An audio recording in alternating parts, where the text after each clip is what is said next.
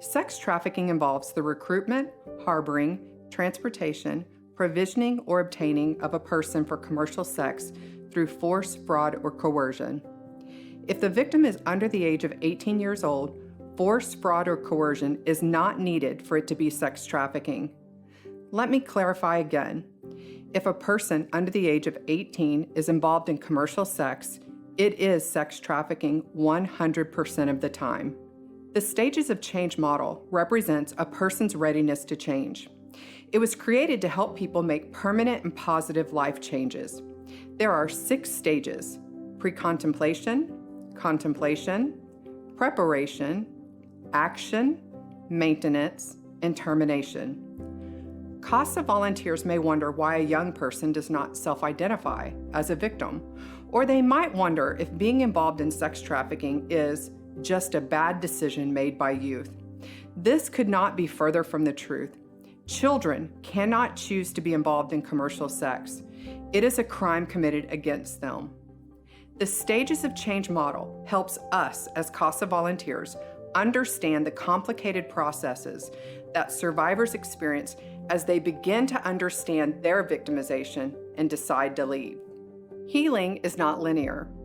A youth does not decide to leave abuse and then steadily move from one stage of change to the next.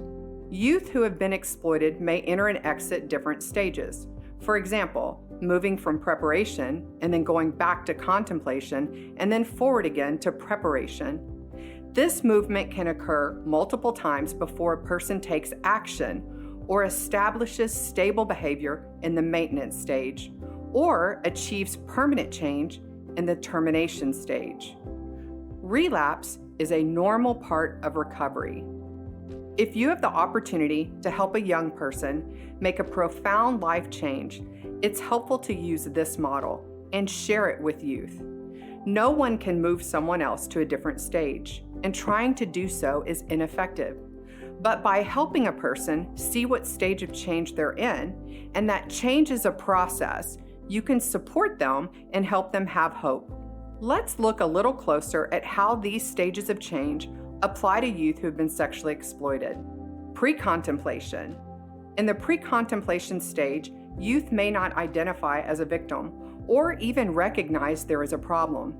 They may identify with or be closely bonded to their trafficker, or they could be defensive, upset, or refuse any offers of care. During pre-contemplation, CASA volunteers can ask youth how they feel, help youth set healthy and safe boundaries, discuss options to increase safety, create healthy support system, establish regularly that you care about the youth. You may want to ask the youth what they like to do for fun and set a date to do some of those things. Never speak down or degrade the exploiter. Follow through on your commitments to youth. React calmly and kindly, even though they may present themselves as upset or angry. Keep an open and inviting body language. Contemplation. The contemplation stage begins when youth decide to change their environment. During contemplation, youth may know that there is a problem, but they're not committed to take action. It could be triggered by a traumatic event. Youth may also be unsure of their decisions or be fearful of what changes will be required of them. During contemplation, CASA volunteers can be ready for the youth to come and talk to them. Be aware that youth may be unsure and unable to make decisions. Talk to the youth about completing or furthering their education. Try to get them involved in different activities. Discuss healthy coping mechanisms, and always offer lots of praise, even for the big and the small successes. Focus on connecting them with other positive and supportive people, and continue listening with an open mind. Preparation. During the preparation stage, youth think about what leaving the trafficking situation will mean for them, what they will be required to do, and whom they can rely on. In preparation, youth have decided to change and will begin considering those choices. They may decide quickly or go back and forth between stages. During preparation, CASA volunteers can help youth focus on their strengths, communicate, Cope with their trauma in a healthy way. Move from the victim into the survivor role, and continue to establish boundaries. Action. Youth who are exploited will begin to change their environment and behavior in the action stage. They may make the decision to act and move forward with their plan to leave the trafficking abuse. There may be one small movement or a very slow transition. They may begin to cut ties with their traffickers and others who are still in the life. This is a difficult decision. Youth may have differing feelings as well. They could be elated, scared, or even nervous. During the action stage, CASA volunteers can be present and consistent. Continue to focus on strengths and explore ways to cope with trauma. Have regular contact. And even in those early days, check in with them every day or a couple of times a week to help build rapport and trust.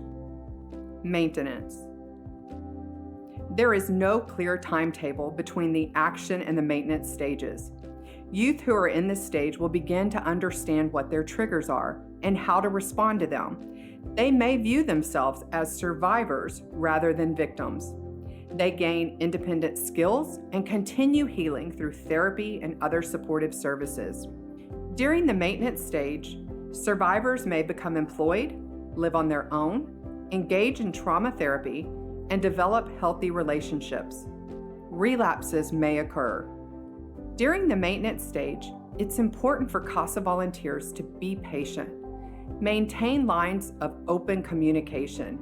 Check in regularly. Continue to be a consistent and calm presence in youth's lives. Offer praise and recognition for their bravery and their commitment. And also show understanding and care when relapse happens. Relapse. Relapse happens when a youth returns to a previous stage or returns to sex trafficking. Relapse is a natural part of the process.